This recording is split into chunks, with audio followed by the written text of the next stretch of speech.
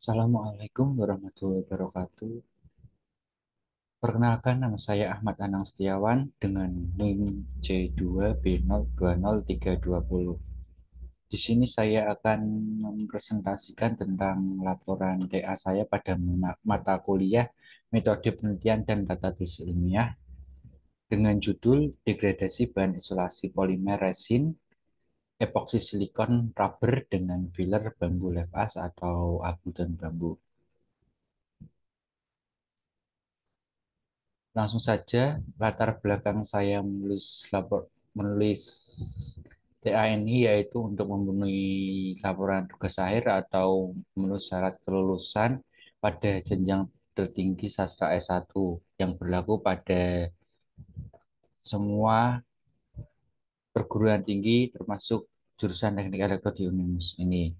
Yang kedua untuk mengetahui bahan isolasi dengan kemampuan yang baik, maka dilakukan penelitian ini dengan melakukan pengujian karakteristik bahan isolasi resin epoksi menggunakan filler bambu levas atau abu dan bambu dilakukan dengan uji bentuk kering dan uji bentuk basah.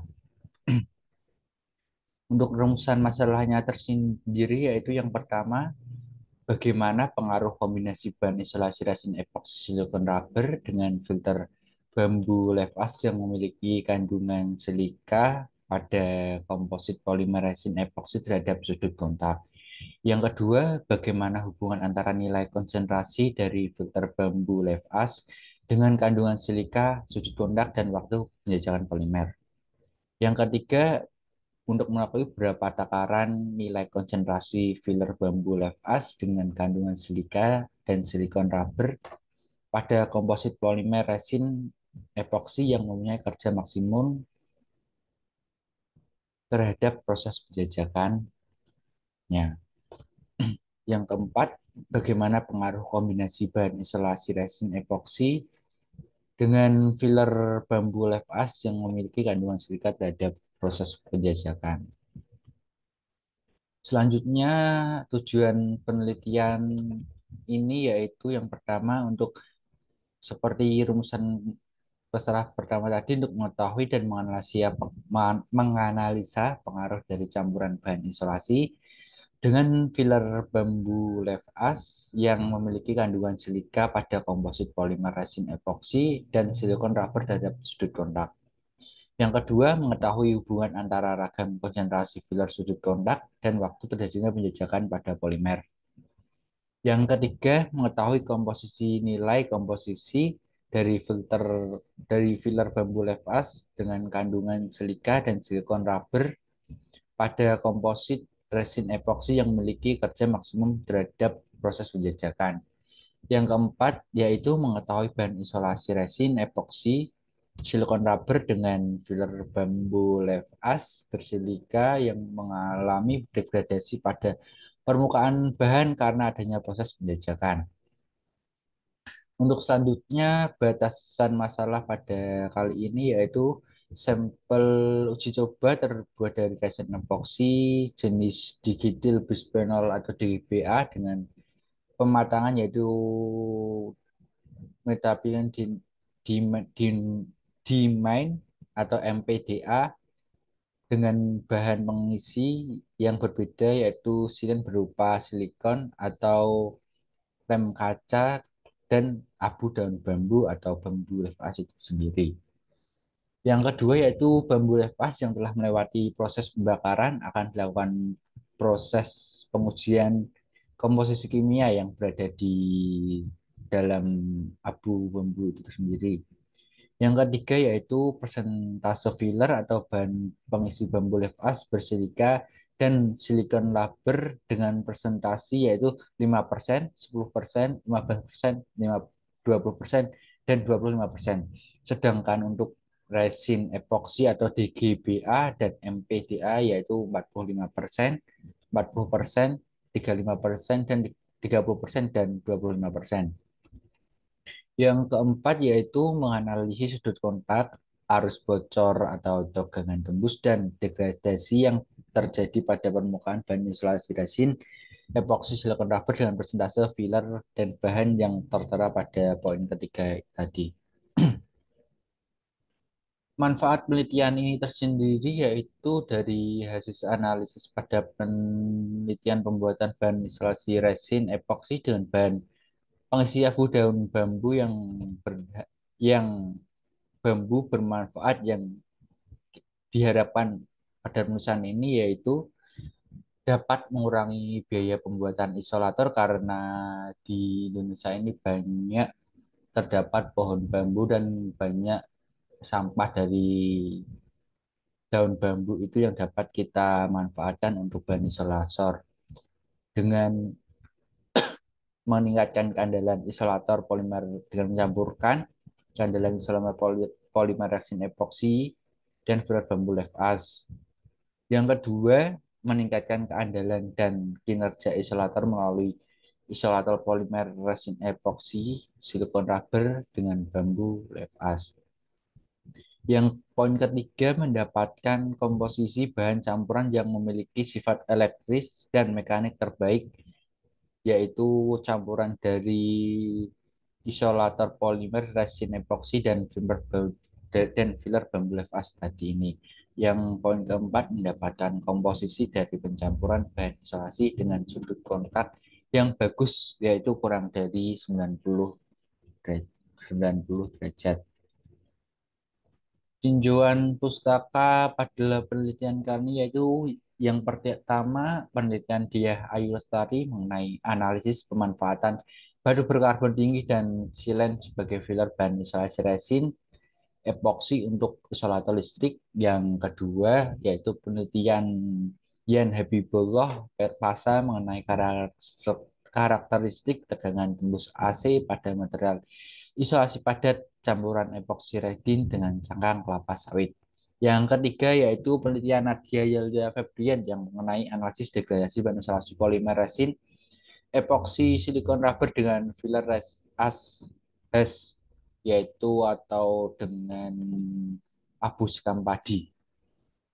Landasan teori yang pertama yaitu isolator. Isolator ini yaitu merupakan satu peralatan listrik yang mempunyai fungsi sebagai penyekat antar penghantar yang mempunyai tegangan. Yang kedua, isolator listrik juga merupakan perangkat yang bertindak sebagai isolasi dan sebagai dukungan mekanis untuk suatu perangkat atau konduktor yang terkena perbedaan potensial. Untuk landasan teori yang kedua yaitu desain isolator, yaitu ini desain komponen utama yang ada pada isolator yaitu bahan dielektrik atau tonggak logam dan jepitan logam. Yang kedua yaitu material isolator. Material isolator dielektrik mempengaruhi karakteristik elektrik dan mekanik dari suatu isolator. Di sini ada beberapa contoh bahan isolator yang umumnya dipakai di Indonesia. Yang pertama yaitu keramik. Keramik mempunyai kekuatan dielektrik yang tinggi dan tidak dapat terpengaruhi oleh suhu udara di sekitar, sehingga pada umumnya keramik ini digunakan untuk material dielektrik isolator. Beberapa kelebihan keramik isolat isolator ini sendiri adalah yaitu yang pertama stabil. Tentunya teman-teman sering melihat bahan isolator keramik ini di tiang-tiang listrik pinggir jalan. Yang pertama ini stabil. Adanya ikatan ion yang kuat antar atom yang menyusun keramik ini seperti silikon dan oksigen dalam silika dan silika tes dan membuat strukturnya sangat stabil dan sangat kuat dan biasanya tidak mengalami degradasi karena pancaran sinar UV, kelembapan, aktivitas elektrik, dan sebagainya. Selanjutnya yaitu keramik ini mempunyai kekuatan mekanik yang sangat baik, yaitu pada umumnya keramik ini mempunyai struktur yang sangat padat dan keras. Contoh saja ini ubin kita, ada ubin yang terbuat dari keramik ini tentunya sangat padat juga. Yang ketiga yaitu tahan lama. Tentunya untuk ketahanan pada waktu yang sangat lama, keramik ini tidak terpengaruh oleh berbagai pengaruh UV, kelembapan, aktivitas matahari, dan sebagainya, menyebabkan keramik ini tahan lama. Untuk selanjutnya yaitu gelas. Gelas, gelas ini material elektrik isolator banyak digunakan selain keramik tadi. Jika dibandingkan dengan keramik, isolator gelas ini memiliki harga yang relatif lebih murah dengan karakteristik mekanik dan elektrik yang hampir mirip dengan keramik tadi. Kekurangan isolator gelas ini diantaranya yang pertama memiliki sifat mengkondensir atau mengembun akibat kelembapan udara sehingga lebih mudah debu melekat di permukaan isolator tersebut. Yang kedua yaitu semakin tinggi tegangan sistem maka mudah pula terjadi peristiwa kebocoran atau arus listrik leakage current lewat isolator tersebut sehingga tersebut yang berarti mengurangi fungsi isolasinya. Yang ketiga memiliki kualitas tegangan tembus yang rendah dan kekuatan berubah dengan cepat sesuai dengan perubahan temperatur. Yang keempat, saat terjadi kenaikan dan penurunan suhu secara tiba-tiba, maka isolator gelas ini akan mudah retak pada permukaannya. Berarti isolator gelas ini bersifat mudah dipengaruhi oleh perubahan suhu di sekelilingnya, tapi bila isolator gelas ini mengandung campuran dari bahan lain, maka suhunya akan turun. Untuk selanjutnya yaitu material komposit. Apa di apabila dibandingkan dengan material sebelumnya, material komposit ini mempunyai keunggulan di antara yaitu dengan bobotnya ringan apa ringan yaitu dalam isolator porselen dan isolator gelas yang sangat berat. Yang kedua yaitu kemudahan dalam proses pembuatan. Yang ketiga tidak memiliki rongga udara sehingga di dalam material isolator komposit tidak terjadi adanya peluahan sebagian. Yang keempat agar mendapat jarak rambat yang panjang. Sarung dibuat dengan bentuk sederetan sirip tipis yang menjadikan bentuk isolator menjadi lebih sederhana. Yang kelima yaitu rendahnya tekanan angin terhadap isolator dikarenakan bentuk sirip-siripnya yang tipis. Yang keenam, kemudian pada saat membawa dan memasang isolator karena ringan dan sederhana. Yang selanjutnya yaitu tidak tertempelnya polutan yang terbawa air karena permukaan sarung yang mempunyai sifat hidrofobik atau menolak air atau anti air. Yang satu yang kesembilan, tegangan lewat linear tidak menurun karena polutan tidak menempel di permukaan isolator sehingga isolator komposit cocok dipasang di daerah dengan tingkat polusi yang sangat tinggi. Berikut adalah salah satu contoh gambar dari material komposit. Selanjutnya yaitu isolasi polimer. Polimer ini memiliki arti banyak dan meros memiliki arti sebagian. Polimer ini berasal dari kata poli dan meros. Poli memiliki arti banyak dan meros memiliki arti sebagian. Merupakan molekul besar yang tersusun dari molekul kecil atau monomer. Polimer tergolong menjadi dua macam yaitu polimer alam, contohnya patri, sutra, selulosa atau gula dan lain-lain. Dan polimer sintetik yaitu polimer vinil. Selanjutnya yaitu bahan pengisi. Bahan pengisi merupakan suatu bahan yang diisikan pada matriks dengan fungsi sebagai penunjang sifat matriks pada saat pembentukan bahan komposit. Yang pertama yaitu bahan komposit. Bahan pengisi pertama yaitu silikon rubber atau silen atau lem kaca. Yang kedua yaitu bahan pengisi abu daun bambu atau bambu lepas yang banyak terdapat di Indonesia. Yang saya baca sendiri referensi-referensi bambu levas ini kandungan silikanya sedikit di bawah kandungan abu skam padi. Jadi memiliki nilai silika yang sangat tinggi sehingga sangat bagus digunakan untuk bahan campuran untuk bahan pengisi bahan isolasi. Untuk metodologi penelitian pada laporan kami yaitu yang pertama alat dan bahan. Bahan dasar yang digunakan yaitu digicidal atau iter atau off bisphenol atau DGABA dan bahan pengeras atau metabinelen diamin atau MPDA. Yang kedua yaitu bahannya pengisi silikon rubber atau silen yang disebut atau lem kaca. Yang keempat yaitu bambu levas, daun bambu yang banyak mengandung silika atau Si02, SiO2.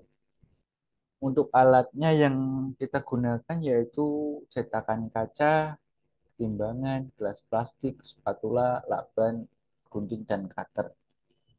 Cetakan kaca ini digunakan untuk mencetak bentuk sesuai dimensi yang ingin dibuat. Timbangan ini berfungsi untuk mengukur takaran takaran persenan tadi dari campuran silikon rubber, abu dan bambu, digital of bisphenol atau DBA, dan metabinyl diamin atau MPDA. Yang ketiga juga digunakan untuk wadah sebelum ditimbang. Yang keempat digunakan spatula ini digunakan untuk mencampur ratakan seluruh bahan yang di atas ini. Yang kelima, lakban digunakan untuk agar tidak berubah bentuk, agar bentuk cetakan ini bagus. Yang keenam yaitu gunting dan cutter untuk merapikan dan membuka-buka apa yang dibutuhkan lagi. Untuk metodologi penelitian itu yang untuk ini sudah menggambarkan metodologi penelitian ini yaitu untuk yang pertama itu menunjukkan rumusan masalah, tujuan penelitian, selanjutnya kedua studi pustaka yaitu membuat bahan uji, pemvakuman, pembersihan dan pengetingan, langsung pembuatan rangka uji, pembuatan kontaminasi NaCl, dan pengaliran kontamin. Di bahan pembuatan rangka uji ini menunjukkan alur ke pengujian arus bocor, pengujian foto makro, pengujian penelitian, penulisan laporan, dan selesai. Sedangkan di sini yaitu pembuatan bahan uji mengarah ke vakuman dan pemeriksaan dan pengeringan bahan uji, selanjutnya pada pengujian sudut kontak. Metodologi penelitian yaitu metode penelitian pengumpulan data, yaitu dengan melakukan studi literatur untuk mempelajari buku-buku referensi jurnal nasional maupun internasional dan artikel-artikel sebagai referensi yang berhubungan dengan tema penyusunan penelitian ini, yaitu tadi penelitian dan silikon rubber dengan bambu lepas untuk bahan isolator. Selanjutnya yaitu observasi. Tahap ini dilakukan dengan mempelajari data atau laporan beberapa tahun kebelakangan ini. Selanjutnya mengumpulkan data yang terakhir yaitu dengan melakukan wawancara terhadap orang yang ahli pada bidang ini dan berpengalaman. Untuk variabel penelitian ini yang pertama yaitu dengan pengujian sudut kontak pada permukaan isolator, yang kedua yaitu tegangan gembus pada isolator, yang keempat degradasi pada permukaan isolator. Yang pertama itu pengujian sudut kontak pada isolator, yaitu sudut kontak ini adalah terbentuknya sudut yang terletak di antara permukaan material uji dan air destilasi atau suling dengan meneteskan pada permukaan material yang diuji, yaitu tadi bahan rubber rubber dengan yang dicampur dengan bambu lefas itu tadi. Yang kedua yaitu pengujian tegangan tembus, yaitu merupakan dengan menguji dengan menaikkan tegangan terus menerus sehingga bahan itu menjadi konduktor. Yang ketiga dengan pengujian degradasi pada permukaan insulator tadi. Pengujian degradasi sampel uji dilakukan melalui sampel telah melewati pengujian arus bocor. Pada permukaan sampel uji ini akan terjadi degradasi atau kerusakan dengan adanya jejak hitam atau jalur karbon atau bekas terbakarnya tadi. Oke, sekian presentasi dari saya. Apabila ada kurang atau tentunya banyak kurangnya, ada kesalahan mohon dimaafkan dan diberi kemakluman sebesar-besarnya. Wassalamualaikum warahmatullahi wabarakatuh.